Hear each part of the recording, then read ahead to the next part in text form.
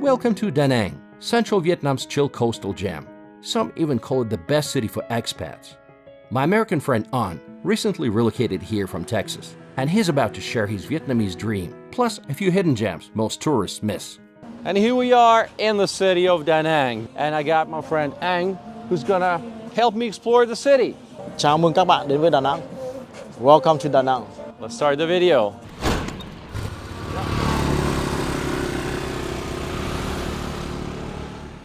Da Nang is Vietnam's fifth largest city, home to over 1.2 million people. And the location? Incredible. Mountains to the west, the East Sea to the east. It's got the best of both worlds. With affordable living, stunning nature, amazing food, and a laid-back vibe, it's no wonder expats love it here. Now let's rewind a bit.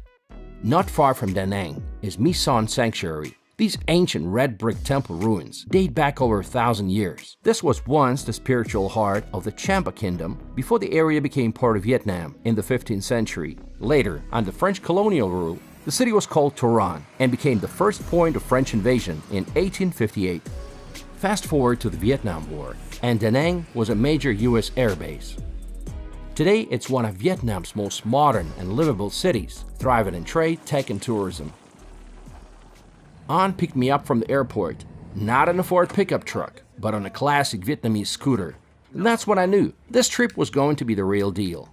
Let's kick things off with a classic Vietnamese breakfast. It's morning time. We want to have some breakfast. Oh, look who we got here. First, we're going to have the breakfast at a very typical local place. We call it Bon Air. You can see the sign.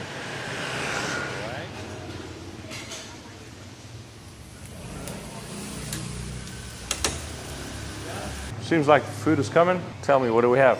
We have meatball, we have fried rice, we have meatloaf, we have eggs, and we have a slice of steak underneath. All right. It's called tương ớt. In America, we call sriracha. Do you cook at home ever, or do you always like go out to eat? I eat outside for breakfast and lunch. I cook at home for dinner. Food in Vietnam is healthy in general, but in the restaurant, of course, they always have a more salted and flavor. Yeah. So usually at home, we can control our diet a lot better. And this is Vietnam's version of a shower room. No walls, no ceiling, just tiled rinse stations, the open sky and ocean air. So let's do it the local way.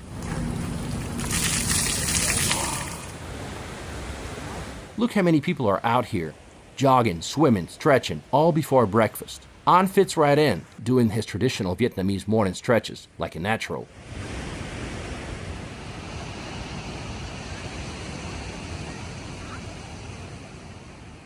The city's changing fast. All along the shore, you'll spot new resorts and construction projects, shaping the future of the city's coastline. The vibe shifts throughout the day. If you swing by at sunset, you'll find locals play volleyball, jog, meditate, and just soak in the chill beach energy.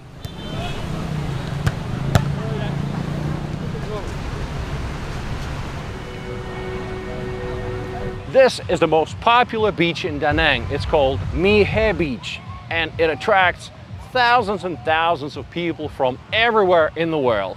If you listen, you can hear Russian language, English language, Vietnamese language, of course. Seems like people are very athletic around here. Let's do some pull-ups.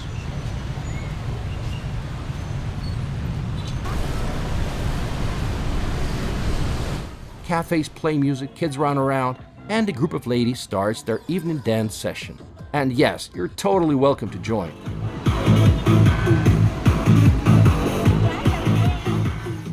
Now, if you head a little further south, you'll discover another gem, Non Ngoc Beach. This long stretch of white sand isn't just stunning, it's got history. Back during the Vietnam War, it was a popular R&R spot for American troops, taking a break from the front lines. Fast forward to today, and the coastline is dotted with luxury resorts, beach bars, and surf spots. It's calm, clean, and far less crowded than My He. An lives in this super chill neighborhood where everything's right at your fingertips. Cafes, grocery stores, pharmacies, you name it. Super convenient and super cozy. All right, so this is the neighborhood where I live. 300 meters by the beach. And I'll show you my room. Let's go. It's where I park my motorbike. Nice. So this is your apartment? Yeah. Oh, nice. Welcome to my apartment, Slava. Looks nice and spacious. And this apartment is a furnished apartment. So when I moved in, they provided me with a TV stand, the bed, the couch, the coffee table, the chairs, and the nightstand, and the dining tables. That's incredible. How much you pay for it again? Right now I'm paying for like $200 a month. Wow. If converted to American dollars. Yeah. This might sound unusual, but the Vietnamese don't mind having soup for breakfast. Of course, everyone's heard of pho. It's the superstar. But did you know Vietnam has tons of other amazing noodle dishes? This one is called bún bò Huế. And how is that different from the most famous pho? Bún bò Huế, popular around this central region of Vietnam. It's a specialty from Huế City. And they're using vermicelli noodle instead of the flat rice noodle. Okay. And they cook with different type of herbs. It's a little bit more flavorful than pho. Pho is a little bit lighter in terms of taste. Okay. So let's try it. Dried chili peppers. Make sure you put it one time, all right? A piece of lime, vinegar and onion. And they cook using the lemongrass instead of pho. Don't use lemongrass. It's a very delicious combination of everything. What does An do for a living? Right now I'm doing independent graphic design and 3D animation for companies, for trainings or marketings, and explaining their products and service, something like that. And you can do it directly from Vietnam, no problem. Yes, I can do it anywhere as long as I have a good computer and good internet connections. Right. Da Nang is famous for its iconic bridges. From the sleek Han River Bridge, which swings open to let boats pass, to the striking Chantilly Bridge with its sail-like design, and the Tuan Phuoc Bridge, the longest suspension bridge in Vietnam. But when the sun goes down, one bridge steals the show. The legendary Dragon Bridge. Shaped like a massive golden dragon, it draws inspiration from Vietnamese mythology. And yes, this dragon actually breathes fire and water. Every weekend at 9 p.m., crowds line the riverbanks as the beast comes to life, shooting flames and mist into the night sky.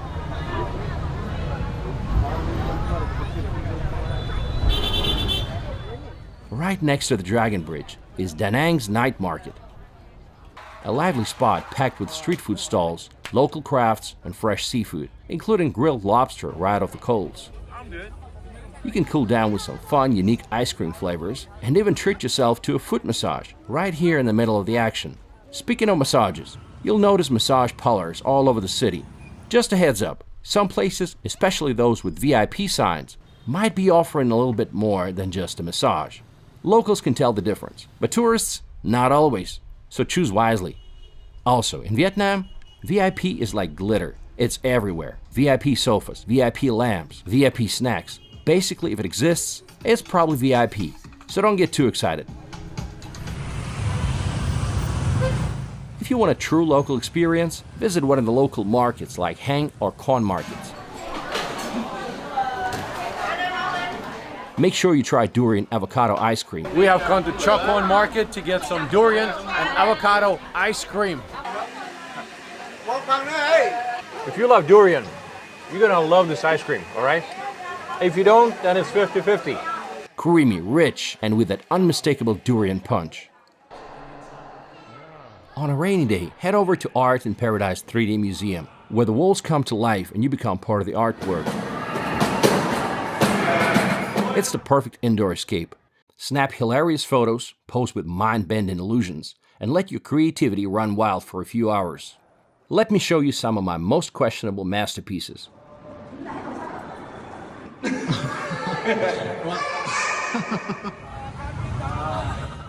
One of the most striking landmarks in the city is Da Nang Cathedral, nicknamed the Pink Church. It was built by the French in 1923. As of 2019, Catholicism was the largest religion in the city, followed by Buddhism.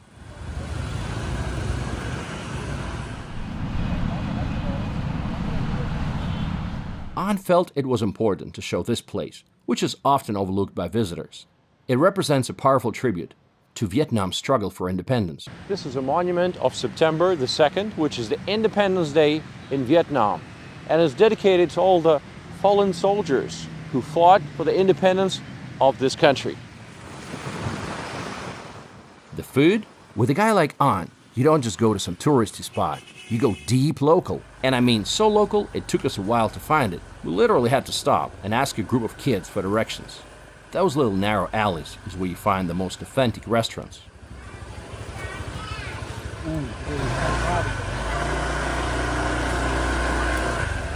You can see how busy it is.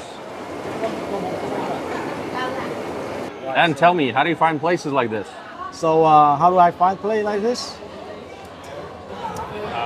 You gotta have the local guide. Somebody gonna be the local to guide me through this. Right. And then I got YouTube this. Word of mouth. Oh, wow. Oyster. Oysters, please. Simai. Simai, what does that mean? Simai. It means please let's eat. Okay. Or something like pajausta. That's the best way to do it. No. Okay. We had an absolute feast. Let's take a look. And the best part, it cost a third of what you'd pay at a flashy beachfront restaurant. But of course, the Vietnamese don't just stick to local dishes. An invited me to join him and his friends for some Japanese barbecue. And wow, the food was incredible. When we stepped outside, this is what I witnessed. There's no specific party district in the city, so parties can happen just about anywhere.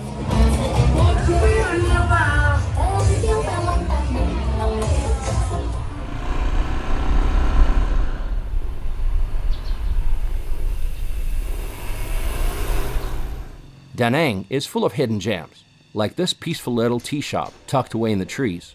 Imagine sipping hot jasmine tea, surrounded by lush greenery and birdsong. It's like escaping the city and stepping into a quiet jungle sanctuary. This is my favorite tea spot. I found it on Google Maps.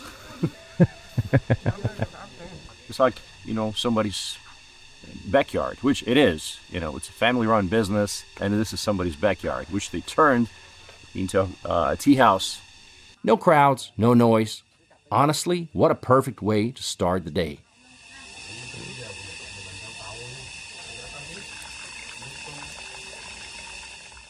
And when the day winds down, or you just want to switch from iced coffee to something a little stronger, Da Nang's got you covered. The city has a solid lineup of rooftop bars perfect for sipping a cold beer or cocktail while soaking in those skyline views. Whether you're toasting to the end of an epic day or just vibing with friends under the stars, this is the perfect way to take in Da Nang from above.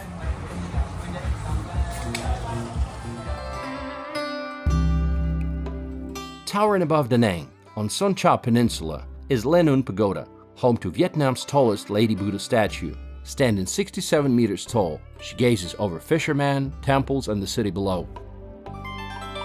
The vibe here is peaceful and breezy, surrounded by bonsai gardens, detailed temple carvings, and monkeys casually roaming like they own the place.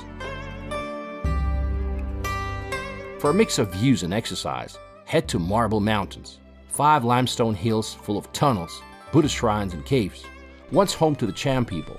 The Nguyen dynasty later added pagodas throughout. Each mountain is named after one of the 5 elements: earth, water, fire, metal, and wood, rich with legend and history. Don't miss Huan Kun Cave. Just wandering around the place feels magical. Climb to the summit for the breathtaking views of the countryside and the endless East Sea.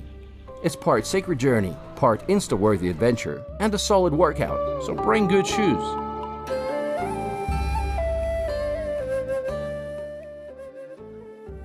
Just outside Da Nang, Ba Na Hills is a magical mountaintop escape reached by the world's longest cable car, soaring over forests and waterfalls. At the top, you'll find Sun World, a mountain village with modern hotels, restaurants, and fantasy park, a castle-themed amusement park. The star attraction? A sky-high walkway held by giant stone hands rising from the clouds.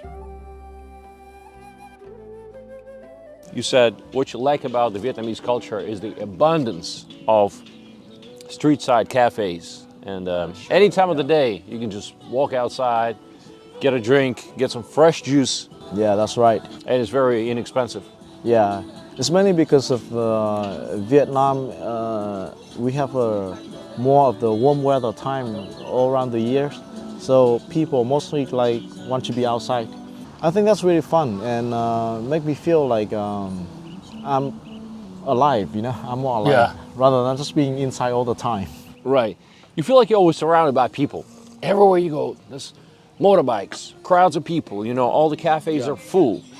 It's just like the life is full of life, you know? Yeah, the full life. But at the same time, the downside of living in Vietnam is that central AC is not very much of a thing here. So when the weather getting super hot, I just had to like try to cope with that. There's one thing I miss about in Texas is that we just blast the central AC as much as we could. Da Nang is one of Vietnam's fastest rising stars, a dynamic city driving the country's future in trade, tourism, logistics, and tech. In 2024, its GDP hit over 5.1 billion, thanks to massive investments in infrastructure, services, and high-tech development. A big part of that growth comes from Da Nang International Airport, now the third largest in the country. It connects the city with many key destinations across Asia, making it a regional travel and business hub. Add to that a strategic coastal location and a seaport, and you've got a city perfectly placed for trade and logistics. Technology is booming too. New tech parks are drawing in startups, international IT firms, and innovation centers, turning Da Nang into Vietnam's next big digital playground. And with all that growth comes a new kind of lifestyle. Take this Euro Village neighborhood, for example. 30 years ago, luxury like this didn't even exist here. Today, villas go for $2,000 a month. Sounds steep? Consider this. The average local salary is around $350 a month, and owning a Toyota Camry easily puts you in the upper middle class. But people like An aren't just here to chase status. He came with a goal, his own version of the Vietnamese dream. His plan? Save up and open a cozy coffee shop right on the ground floor of his home. The government here allowing people to open any kind of business in their own home. So in that way, people can make money from their home and earn a living. So that's one of my big dreams. I want to buy just like a house like this, and I open a shop downstairs, and I live upstairs. So you live upstairs? Yeah. Yeah. It sounds simple, but maybe for me, that was quite a big dream for me. And what kind of shop do you want to open? I couldn't think of any, but I like an ice cream shop. Ice cream shop. Okay. Are you gonna have durian ice cream? I'll be the first customer when you open that. Sure. So let me ask you, after 19 years of living in the States, when you came back to Vietnam, what were your first impressions? All right, my first impression is that over here is very much safe. In the United States, people in general is just always be concerning about their safety if they have to walk outside alone at night. Okay. And over here in Vietnam in general, and in Da Nang City, even girls can walk alone at night on the sidewalk, and nothing really ever happens. Wow. Speaking of safety, Now, I gotta be honest with you guys. If I find myself in a situation, in an environment like this in the US, I'd be a little concerned, especially in the evening time. But here, no problem. Even though this neighborhood looks a bit sketchy, but it's totally safe. Crime in Vietnam is at a very, very low level. You can see there's a lady all by herself training for her motorcycle license. She's doing some practices, all right? of course, Da Nang is on the coast. So if you don't mind waking up early, you can go get some fresh seafood. Early in the morning, fishermen bring their fresh catch. Somehow they don't do it today. We came around 7 a.m. Nobody here. I don't know. We might try another day. But look at the scenery. The city buildings in the background. Isn't that pretty? The old and the new. The past and the future.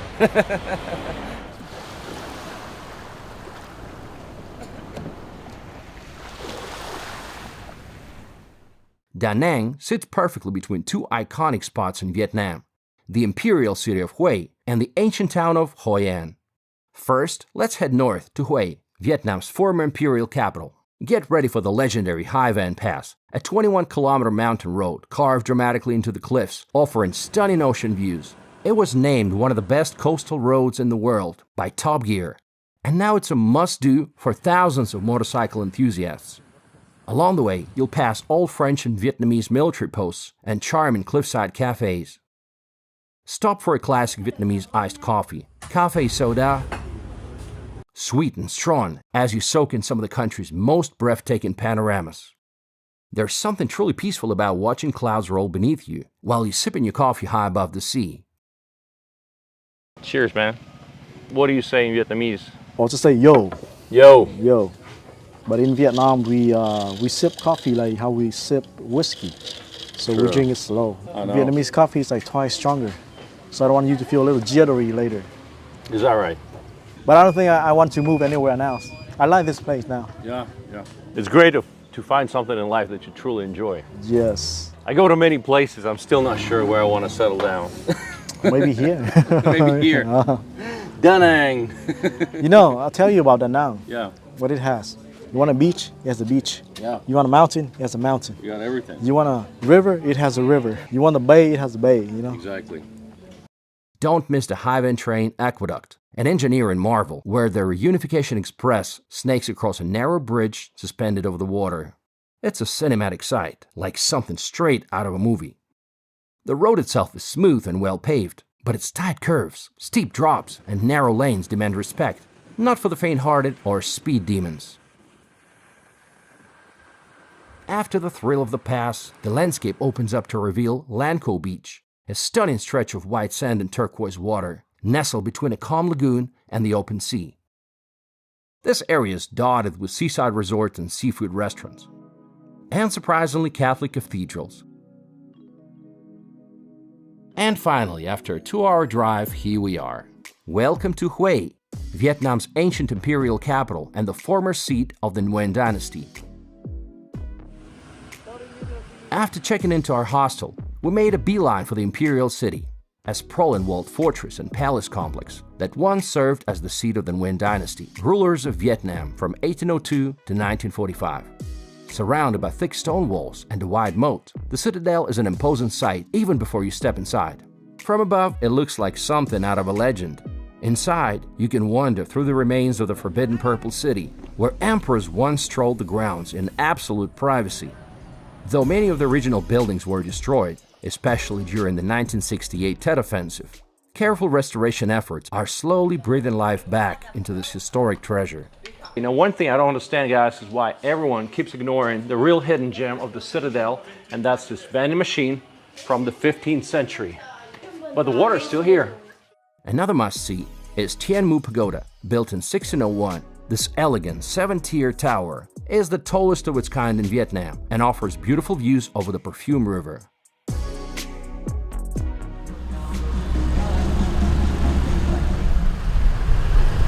When night falls in Hue, the Perfume River comes alive with glowing lanterns, delicious street food, and the sound of live music drifting through the air.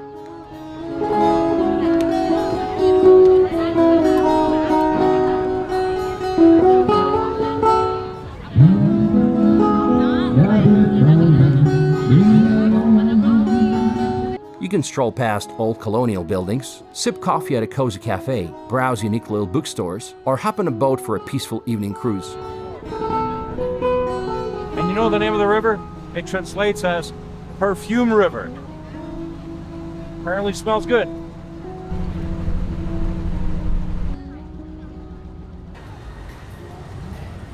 Now it's time for walking streets. Maybe some beer too. For a livelier vibe, head to Pham New Lao Street, near the backpacker area.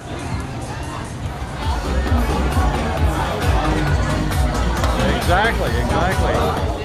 Grab a cold beer, some snacks, and enjoy the buzz of Hue's relaxed nightlife scene.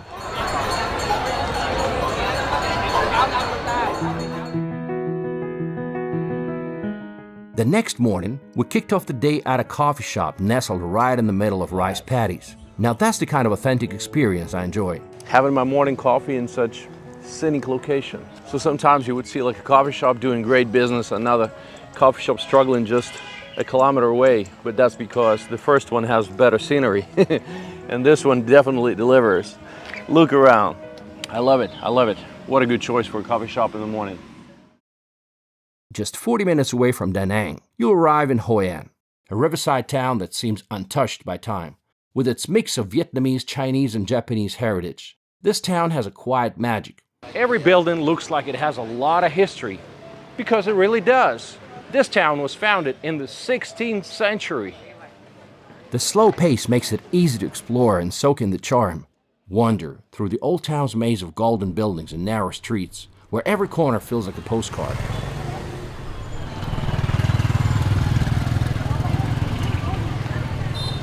Hoi An is also known for its expert tailors. You can walk in with an idea and walk out the next day with a custom-made outfit tailored just for you. For a new perspective, climb to a rooftop cafe and enjoy the view of the old rooftops and glowing lanterns below. One of the town's most famous sights is the Japanese covered bridge, a 17th century icon that's so well loved that appears on Vietnam's 20,000 Don bill. Need a break? Try Mot, a local iced herbal tea sold from a small stand on Chan Phu Street. It's a mix of fresh herbs and flowers that's both refreshing and beautifully presented. Sour, sweet, and refreshing. Sort of like lemonade.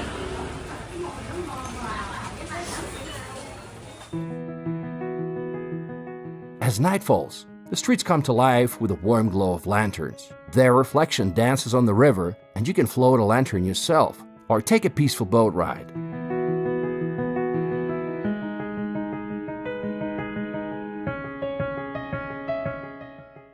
Outside the center, rent a bicycle and head into the countryside. You'll ride past green rice fields, see water buffaloes lounging in ponds, and maybe even stop by a small farming village to get a taste of rural Vietnamese life.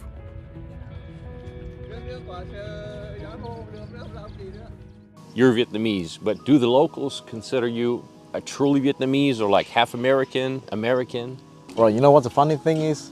If I don't tell anybody that I have lived in the United States, nobody would ever know. Okay. And they just think that I'm just one of the Vietnamese guy like anybody else here. All right. So, in terms of my Vietnamese language, I speak exactly like one of the many other Vietnamese people. Okay. Now, is there any negativity towards Vietnamese Americans, you know, since because of the war and stuff like that, or is it like long gone? To be honest, Vietnamese people today actually have a positive look toward American people because we think American has a lot of good achievement in terms of science and technology and economy. So we see America and American people as more like something that we could learn from. It's actually really not good to just holding the grudge. That's right. Of course, for Vietnamese people, we never forget the wars and history. But at the same time, there's no reason to hate somebody in today's generation because of something really bad that has happened in the past, like 50 years ago, you know? Exactly. We're using a lot of each other's products and helping each other out. So I think that's how the relationship between two countries is getting better and better every year. I hope it's always getting better in the future.